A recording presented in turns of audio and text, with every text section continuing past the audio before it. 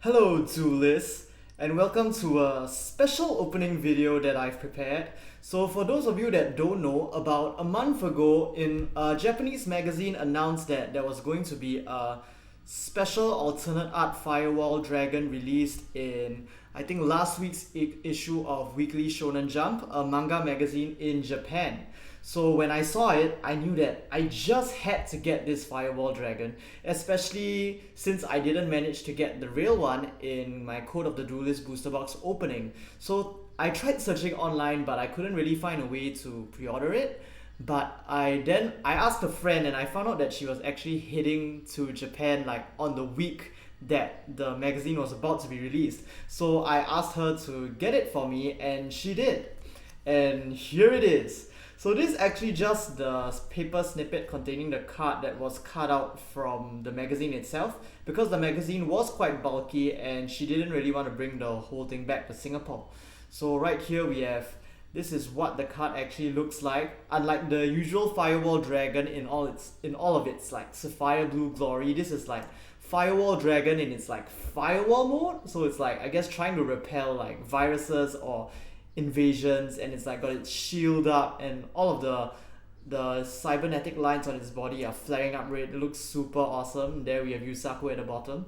So let's take a look at our prize. Oh, here we go. Ooh. So let's just put it to the side over here. And here we have the Firewall Dragon alternate art from Weekly Shonen Jump. Now, the first thing that stands out to me about this card is that it isn't an ultra rare. Okay, maybe I read it wrongly online, but I was expecting it to be an ultra rare or maybe a super rare at least, not this kind of foil. I'm not sure what you call it. Was it called? I think it's called Starfoil Rare or something. Or is it? No, that's for like actual stars. This is something else, but this is the typical foil that they have been giving to certain cards in structure decks that don't deserve super rares but are kind of important. So, let's just foil it up a bit. But I really don't like this type of foil. Like, I'd rather they just give me the plain card without any foil than give this kind of foil at all. So, I guess I am a bit disappointed that it's not a super rare or an ultra rare, even though it's such an epic, awesome card with such a cool looking artwork. So my personal recommendation is, unless you're into this kind of foil, I'd suggest not picking up this card, because it doesn't look really like fitting for a collection, as it's not an ultra rare, not a super rare. But I guess it's just my personal taste that I don't like this kind of foil.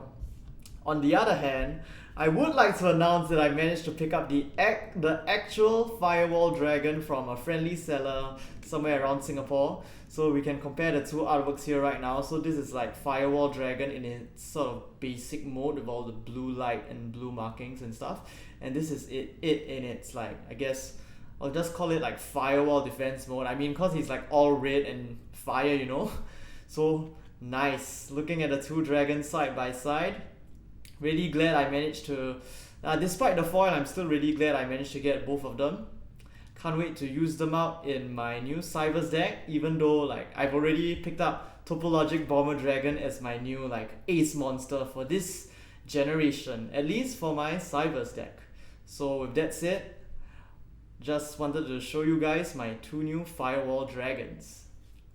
So have you guys already caught up on the first episode of Reigns that came out yesterday? Of course, I mean, it will only be available as Raw so far, but I have been learning Japanese for the past couple of years, so I gave it a watch and I was just completely mind blown. Like, I'll be very honest with you, when I watched the first episode of Arc 5 a few years back, I was pretty disappointed. Like, it just didn't have the same feel. And I mean, I enjoyed Arc 5 throughout. I mean, it was still Yu-Gi-Oh, but to me, it is like the worst season compared to the original GX 5Ds and even Zale. I mean, I love Zale actually, so I was really itching to have some like decent Yu-Gi-Oh back with proper animation, because come on, I mean, for those of you who watched Arc 5, the animation really took a nosedive. Even though the CG animations were great, a lot of the other animations were like meh. I mean, Especially the part, I don't know if you guys remember, but there's a part where Yugo appears for the first time and he synchro summons high speed roid Maken Dharma, like demon sword Dharma, and like it just appears in its card artwork but in like anime kind of coloring, and it was just terrible. But yeah, enough ranting about Arc 5. The first episode of Reigns was just so epic. I really like how the story starts all the way from 5 years beforehand, and even though the episode was like it killed me, it just literally killed me to have the episode end right as the data storm starts surging out into like Link Vrains, and then the speed duel is about to start, and you're like, oh my god, shit's about to get real, and then bam, ending song, and I'm like, what? Give me more. But I mean, that's the feeling I want, you know. It's the give me more feeling. Even though they didn't give me the duel, I was like, oh my god, I'm itching for so much more of Reigns right now, and I can't wait until the second episode comes out next Wednesday. Other than that, I mean, I think that Yusaku's classmate was kind of annoying, but we kind of get used to like those intentionally sort of badly drawn accomplice characters that have been turning out in Arc 5. I mean, in almost every Yu-Gi-Oh! Generation you see characters like that, so you sort of just pass him off as an extra. But other than that, Yusaku just seems like such a cool character so far. From the moment he appeared, like before the opening song as Playmaker, he was just so badass, and then when they introduce him like in his school, he just keeps on giving so many like Yusei vibes. And this goes back to the whole idea of how his Cyber's deck is sort of like a really high-tech version of Yusei Synchrons. So it's like, it's giving me a bit of the 5Ds feels right now, and I'm feeling really hyped for that because I really love the beginning part of 5Ds. So I'm really looking forward to what else we have in store. And not only that, so far the monster animations just look incredible, especially with the CG Cracking Dragon. And I mean, even if you guys haven't watched the first episode, I assume you guys have gone to YouTube and watched the opening song. I mean, the opening song is just beautiful. It is so beautiful. Like, not just the song itself, but like all the visuals. And I'm sure if you watched it, you caught the Shining Millennium Eye, the tribute to the first season, right at the start before Playmaker zooms in and the Vrains logo shows up. There was like, oh my god, goosebumps, man. And like, even in the opening song itself, like the graphics were so bright, they were so vibrant, so intense. It's like, oh my god, we're in a new world now. We're about to enjoy a brand new season of Yu-Gi-Oh! With all new monsters, all new rules, all new action, all new animation. And there was that part in the middle where Topologic Bomber Dragon just flies out, and I was like, oh my god, I'm gonna be fighting with that thing. I'm gonna be summoning that beast. I'm like, wow. And it's really interesting to see how like this whole world is like revolving around these charisma duelists. Like from the conversation between Yusaku and the main accomplice, you see that all of these like young duelists or like amateur duelists don't even consider going to Link Vrains. And Link Vrains, the VR space, is where all the charisma duelists, the famous duelists are, and duelists have like so much standing in this new kind of society.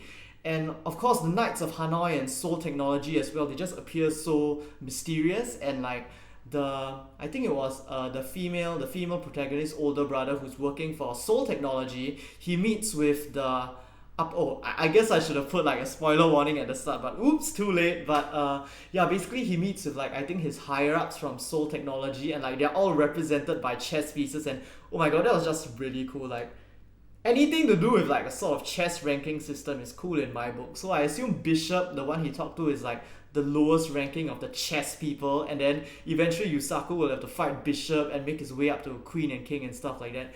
And also on the sides of the Knights of Hanoi, they're so interesting as a villainous group. Like we still have no idea what they want, and I can't wait to see how these characters are going to be fleshed out. Especially Revolver. Like, why does he wear like a visor that looks like he needs like it's an oxygen mask or something like that? I think it really goes back to a certain history he might have with Soul Technology, and maybe a wound he suffered or something. So as you can see, I'm really super hyped about like Vrains and the whole idea about data storms. Like, I'll just give like a basic translation of how the data storms were described in the preview to the second episode. So basically, in the past, there used to be these stormy winds that picked up in Link Vrains, and these were called data storms. And within the winds themselves, within these winds known as data storms, unseen monsters, unknown monsters to any duelist that had come before gathered in swarms. And it was like a whole new world expanding within the realm of the data storms. And seeking these new worlds and these new monsters, the duelists approached the winds that sought to even devour them. And they rode the data storms and created what came to be known as speed duels. But eventually, the data storms just mysteriously vanished. I assume that if you watched the first episode, I assume the data storms vanished when the Ignis, or the mysterious AI life form, ran away from Sol Technology and the Knights of Hanoi and kept and sealed away the Cyverse universe. And that was what resulted in the data storm vanishing. Because you see, in the end of the first episode, when Yusaku starts to duel with one of the Knights of Hanoi, Ignis uses his calculations to figure out that Yusaku probably won't be able to win the duel. So he activates a data storm in order to initiate the he activates a data storm from the Cyverse universe in order to initiate the speed duel. So it's really interesting to see how all this happened. And like, after the data storms vanished so many years ago, the idea and the memories of data storms themselves started disappearing from people's hearts, and that's the world that we end up with right now. And it is with the capture of Ignis by Yusaku that the winds of the data storms are starting to get swept up once again. And oh my god, it's just so amazing. You guys need to watch this if you follow the Yu-Gi-Oh anime, and maybe if you haven't been following the Yu-Gi-Oh anime all these years, give Reigns a shot. It really looks amazing so far. And going back to the opening song, actually, when I was first thinking of starting this channel, I was really thinking of doing song covers, especially English covers of songs in Japanese. So when I was thinking of that, the main songs that I wanted to cover were actually Kamen Rider songs, because actually as a big Kamen Rider fan, this channel is supposed to be dedicated to both Yu-Gi-Oh and Kamen Rider. But of course, if I'm going to do English covers for Japanese Kamen Rider songs, I think I'll definitely be doing some for Yu-Gi-Oh as well. And I mean, the opening song for Reigns with the Wind is just so intensely epic, and I feel the song, I feel its beat, its lyrics so much that once the album comes out, I'm definitely gonna do an English cover for it. So I mean, if you're into that kind of stuff, do give this video a like, subscribe, and keep a lookout for my covers. I hope to be I'm on summer break now, actually, after the end of a university semester, and I hope to get at least some covers out by the end of this summer break. So hopefully maybe around June or July.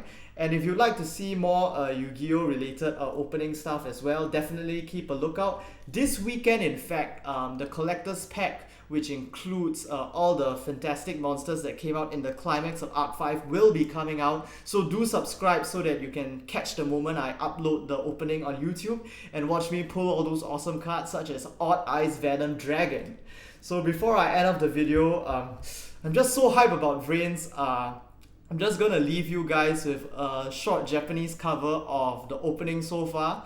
And if you like what you hear, do subscribe definitely to keep a lookout for when I release the English cover that'll come out whenever the album for the song is released. So with that, hope to see you guys in future videos, and see you in the next Yu-Gi-Oh video.